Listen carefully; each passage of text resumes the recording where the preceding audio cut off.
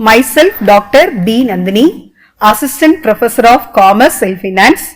In this video, I am going to give a brief note on how to determine the residential status of an individual under the course Income Tax Law and Practice 1. For determining the residential status, the Income Tax Act given the basic conditions and the additional conditions. So before directly going on to the basic conditions and additional conditions, we have to see what is the base for determining the residential status. The assessee's tax liability is based on their or his residential status and the incidence of tax. It is on the basis of their residential status and the place and time of accrual and receipt of income, the taxes levied on the persons. Let's see how to determine the residential status of an individual. Under the Income Tax Act, for determining the residential status of an individual, the Income Tax Act has given two conditions, that is basic conditions and additional conditions. So the basic condition is the assessee must be in India for a period of 60 days during the previous year and 365 days during 4 years immediately preceding to the relevant previous year, or he must be in India for a period of 182 days or more during the previous year. So, in order to become a resident, the person must satisfy any one of the basic conditions. So, before seeing the basic conditions and additional conditions, let's see what are the types of the residents. There are two types of residents, that is either an assessee is a resident or a non-resident during the assessment year. So, a person has become a resident, he has to satisfy at least any one of the basic conditions. And if the person satisfies one of the basic conditions means, then he has to become resident and ordinarily resident or resident but not ordinarily resident. So, the person either resident and ordinarily resident or resident but not ordinarily resident, for determining that one we have to consider the additional conditions. So, if the person does not satisfy none of the basic conditions means, then he will become a non-resident for the assessment year. So, the basic condition is he has to stay in India for a period of 182 days during the previous year, or he must be in India for a period of 60 days and 365 days during 4 years immediately preceding the relevant previous year. So, if the assessee has to fulfill any one of the basic conditions, either first basic condition or the second basic conditions, to become a resident. So, if an assessee has fulfilled any one basic condition means, then he will become a resident, or if he does not satisfy none of the basic conditions means, then he will become a non-resident. Then if a person is become a resident means, then he may be a resident and ordinarily resident or resident but not ordinarily resident during the assessment year.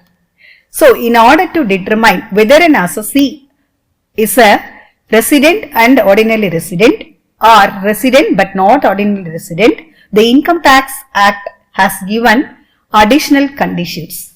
That means, that is, he has been resident in India during 2 out of 10 previous years immediately preceding to the relevant previous year and he has been in India for a period of 730 days immediately preceding to the relevant previous year.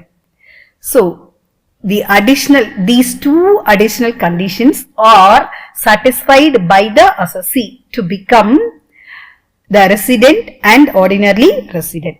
If an assessee does not fulfill none of the additional conditions or he satisfies one of the additional conditions, means he is a resident but not ordinarily resident.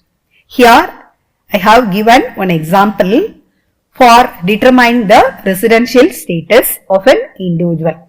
Ajay is a citizen of India. He left for Iran on 18th April 2023 and could not return to India till the end of the financial year 2023-2024. Determine the residential status of Mr. Ajay for the assessment year 24-25. Here, the current assessment year is 2024-25 and the previous year is 2023 and 2024. So, in order to determine the residential status of an assessee, the person we have to consider during the previous year how many days he is in India. Here, in this problem, he left for Iran on 18th April 2023 and thereafter he could not return to India. So, during the previous year 2023-24, that is from 1st April 2023 to 31st March 2024, he is in India for a period of only 18 days because it is given after the 18th April 2023, he could not return to India. So, during the previous year, he has to stay in India only for a period of 18 days. But the basic condition is he must be in India for a period of 180 days or 60 days and 365 days during 4 years immediately preceding to the previous year. So, that is during the previous year he has to in India for a period of 180 days or 60 days, but in this example he is in India only for a period of 18 days. So, he could not satisfy none of the basic conditions. So, he will become an non-resident for the assessment year 2024 and 2025. And next example is Gautam left for the USA on 10th March 2021 after having lived in India for 20 years. That means he is in India for a period of 20 years and he left for USA on 10th March 2021. He returned to India on 10th September 2024. Determine the residential status of Mr. Gautam for the assessment year 2024-25. Here, the current assessment year is 2024 and 2025 and the relevant previous year is 2023 and 2024. So, our basic condition is during the previous year, he must be in India for a period of 182 days or more, or he must be in India for a period of 60 days or more. Here, he is in India from 10th September to 31st March 2024. So, he is in India for a period of more than 182 days. So, he fulfilled the first basic conditions. So, he will become a resident. So, if he is a resident means next we have to determine whether he is a resident and ordinarily resident or resident but not ordinarily resident. For determining the resident and ordinarily resident or resident but not ordinarily resident, we have to consider the two additional conditions.